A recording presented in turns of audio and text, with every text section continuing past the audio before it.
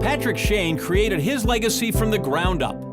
After a standout career as a member of the BYU track team from 1966 to 1970, and a 6-year stint as head cross country and track and field coach at Provo High School, Shane returned to his alma mater as the first head coach for women's cross country in 1981. From Shane's first season until his last in 2016, he guided the Cougars to 31 appearances at the NCAA Cross Country Championships, including 5 trips in a row from 82 to 86, and then a phenomenal run of 19 straight from 1989 to 2007. Under Shane's direction, the Cougars reached the pinnacle in the 1990s and early 2000s when they won 4 national titles and finished runner-up additional 3 times. There was no team more dominant in that era than BYU's 2001 squad. The Cougars outscored NC State that year for the national crown by 86 points. In all, 30 women earned a total of 51 cross-country All-America honors under Shane's watch. Needless to say, BYU owned the course in conference and regional competition. Shane's Cougars won 24 conference championships and 16 regional titles in his 36 years. Shane also served as the distance and middle distance coach with the women's track and field team at BYU and was the head coach of the program from 2011 to 2013. It was in 2011 the Cougars swept the indoor and outdoor team titles in the Mountain West Conference. During his time in Provo, Shane coached 66 women to All-America status, and among them, they counted 150 citations. Out of those 66 women, 9 won individual NCAA titles, with the first coming in 1983 when Aisling Malloy won the indoor mile, and the last in 2012 when Nichelle Mackey completed the indoor-outdoor sweep of the 800-meter races. And Shane's passed his coaching legacy on to his son, Chris, who is the head cross-country coach and distance coach at Eastern Washington University. USTFCCCA Hall of Fame class of 2017, Patrick Shane.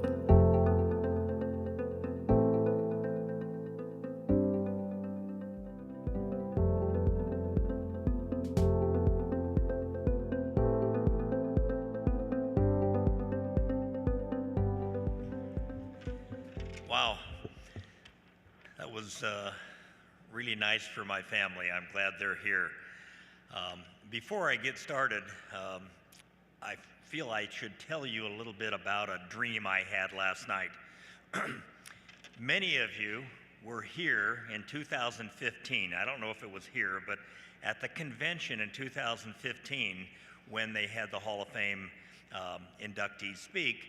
And during this dream, I was sitting towards the middle, and I was enjoying Gary Wilson's 30-minute oration where he pretty much mentioned everybody he knew in his life. and I had a little tap on the shoulder, and I was asked by an angelic person to come with them, and I didn't really want to leave, but because my buddy Gary was speaking, but I did. I went out, and we went up a large set of stairs into a large, spacious room, and it was white and beautiful. And I said, and there were these big stopwatches all over the walls and in the middle. But they were different stopwatches. They weren't electronic stopwatches. They were round. They had a big, like a second or a minute hand and some of them were not moving. They were like they were broke. And a few of them they would tick. And then, a few minutes later would tick, and some of them were moving fairly quickly, and I was kind of puzzled by that. And I was looking up, I recognized some of the names, and the person that had brought me to the room said, "Do you have any questions?" And I said, "Yeah. What's up with the stopwatches?" And they said, this is sort of coach's heaven, and every coach has a stopwatch with their name on it here. Would you like to see yours? Oh, no. And then I said, well, why aren't some moving? And why are some moving more quickly? And I was told that every time a coach did something bad or had a little swear or had a bad thought, that the big hand would move. So the person said, well, would you like to see yours? And I said, hell no. And the person said, well, your clock just took a big move. And I said, I thought it was a swear. I said, I grew up in a construction family where things like damn it and hell were not a swear words at all. In fact, I thought my first name was damn it, until I was about 4 years old, found out it was Patrick. So anyway, I didn't want to say mine, but I said, you know, I would like to. I've got a good buddy that I've always looked up to, Lance Harder.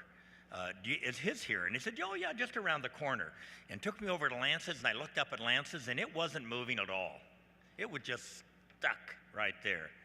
And I said, well, how come, is Lance broken? Oh no, Lance is darn near perfect. I said, really? Want to see anybody else's? And I said, I sure do. I'd like to see Gary Wilson's. And they said, oh, we're so sorry, but we had to take Gary's downstairs. It was moving so fast, they use it down there for a fan. So I bring that story back. I hope you're not here, Gary. I bring that story back just to let you know that, that I don't plan to go over, okay? And I don't know that many people. I want to congratulate first of all, the inductees that have followed me, that have come before me, my predecessors. What a wonderful group of people, and I know so many of them, and they've had a huge influence on my life, and I've respected what they've done and the people they've touched and the advice and counsel that I've received from them. And I want to congratulate the other inductees tonight. I know them all, I respect them, and I am so honored to be given this opportunity to have this award that's sort of a once-in-a-lifetime type thing with these other people. So this really is a special night for me. I want to thank our coaches organization for what they've done. I've been coaching for 45 years. I've been coaching a long time, and I remember the day that we didn't have any of this. That I remember at the USATF meetings that we would, there was some talk about our coaches association getting organized, and finally we got organized enough. Craig Poole will remember this, to where we actually had about 100 coaches in a meeting a couple years in a row and talked about doing this, and it slowly gained momentum until it really took off. And when it took off, we got the right guy finally in charge, Sam Seams, who had the skill and the foresight and the vision and the ability to put together what we have now. Over 8,000 of us belong to this association, and this is absolutely amazing. It helps us appreciate that our sport, as Gary Wilson would say, is a big deal. Okay, it's a big deal. If you remember his talk, he was a big deal. And then he went on to say that Susie didn't think he was that much of a big deal. But our association and as coaches, we belong to a wonderful group of people, and we should understand how important a job we have as coaches. I'd like to thank some special people in my life that have made this happen for me, and I want to start with my parents. My father and my mother. My dad's not here, unfortunately.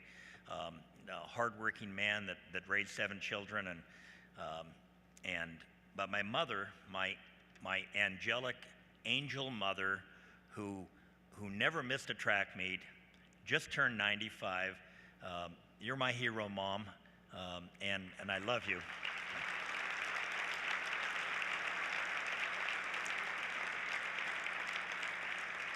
I can't imagine a better role model for me, my brothers and sisters, my children, my grandchildren, great-grandchildren, than my mother, who just has got the best attitude in the world. Okay, when you get a little older, you have pain and life isn't so good, but she never complains. She lives by herself, goes out in the garden and has a big garden in the backyard every summer and cans a bunch of fruit and garden stuff, beans, and goes across the street to the church every Sunday, and just is an amazing role model. And I owe so much to her. I can never repay her. I want to thank my brothers and sisters that are here at the table sitting with me for their willingness to come and at some expense and from some long distances to be here with me and to support me in this recognition and this honor. I so much appreciate it.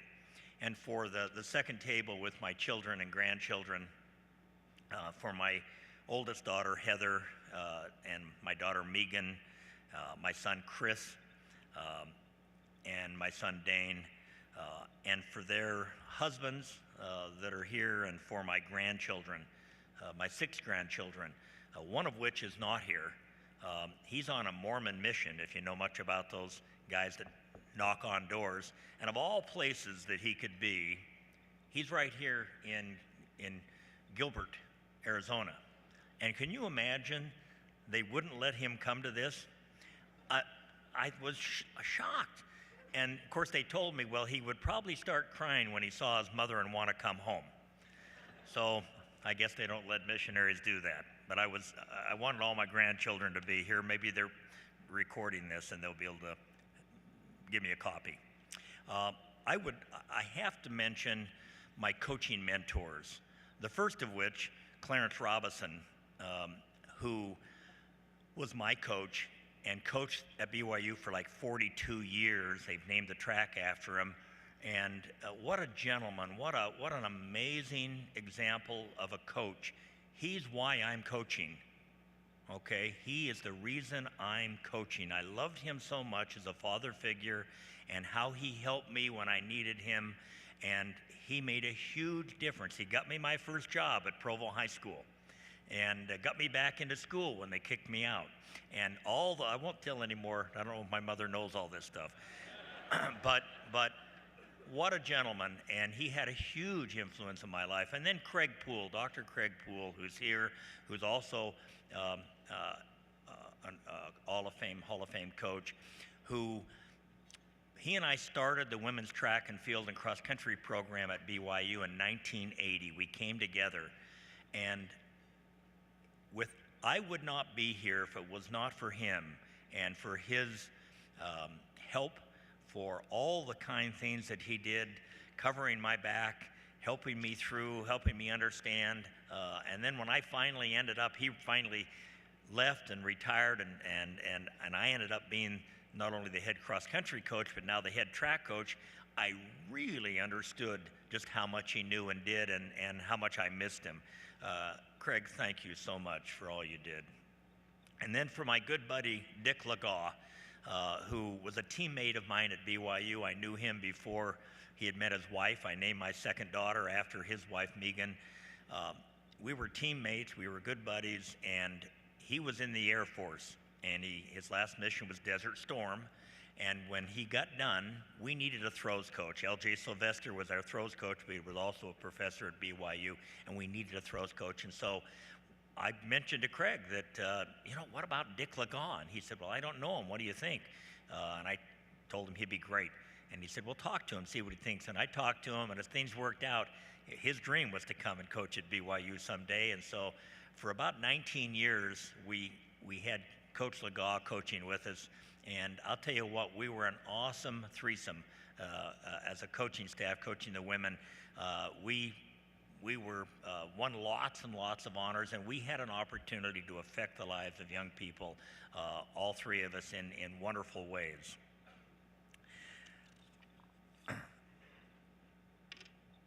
I have some other friends that I won't mention tonight that are here. I appreciate my friends and colleagues that have come to be here and support me in this. Thank you for coming.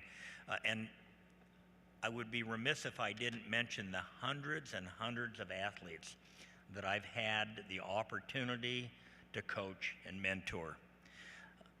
Coaches can't do much at all without athletes. And it's really the athlete that makes the coach, not the other way around. It isn't a great coach who can go out and do all this stuff. I can promise you, of the one thing that I've learned is that it is the athlete first. And those of us that are blessed to coach them, and especially if we get one that happens to have some talent that might make an Olympic team or become a national champion, it was them. What we did is kind of became a father figure if they were our daughters, or a mother figure if they were young men, and we used our knowledge to stay out of their way and to use our coaching education and the things we've learned to help them. And so I want to thank those many athletes for the opportunity they gave me to become a coach. As an older coach, and I've retired, I would really like to speak to some of you younger coaches and leave a message that some of you younger coaches might take with you. I'd like to leave just a few things and then close of what I think I've learned that's really important. So here goes. First of all, we are blessed, and you older coaches will know this, and many of you young coaches know it too. We're blessed to be in a really special profession. We have the opportunity to have an influence, a positive influence, to so many young people. And to me, the definition, if I could pick two words that would offer the definition of coaching, what a coach is all about, it's offering hope. If you really think about it, that's what I think I did all those years. I offered hope, because they came in not knowing how good they were, and some of them came in thinking they were pretty hot. But you still have to, and they get a quick reality check when they get into college, when they come out of high school. And what we do, which is so amazing, is we offer hope. They come in with dreams and aspirations, and we have that special opportunity to do that. We help them basically fulfill their dreams. They dream about doing something, and so we're there to help them. And I cannot tell you how many times I've had an athlete that has come in and said, I want to be a national champion. I didn't think there's any way in the world they were going to be a national champion. Why would they say that? But I never, ever said, no, you can't do that. What I said is, well, let's work hard and let's see. And I was shocked at how many of them either became national champions or became school record holders or All-Americans. And I am so glad that I could temper my initial feelings of what can you be thinking to let's find out. Let's work together and let's find out. No educator at a university or high school level, no educator has the opportunity to be as influential as coaches. They see them every day for an hour or less in high school, in college 2 or 3 times a week, and maybe if they're lucky they took them 2 or 3 times during their 4-year career. But as coaches, we see our athletes every day, almost all year long, if they're cross-country, indoor and outdoor track athletes, and we travel with them on weekends, sometimes 20, 30 weekends a year. We get to know these athletes. We become their father or mother figure away from home. And we develop this wonderful close bond with these young people that we have all of our lives. We've got these friendships that last forever. And it's an amazing thing to help people fulfill their dreams and be that way, be able to influence young people that way. Here's some things that I'll just throw out. Number one, just do what is right. As a coach, if you think just do what's right, you won't get too far off track. There is never a right time to do a wrong thing. Never a right time to do a wrong thing. There's never a wrong time to do a right thing. So show people that you care. In closing, I'd like to say that no matter what you are, no matter where you are in your coaching journey, that's exactly where you should be. Never give up on your athletes. Help them believe in themselves, and remember each day is a gift.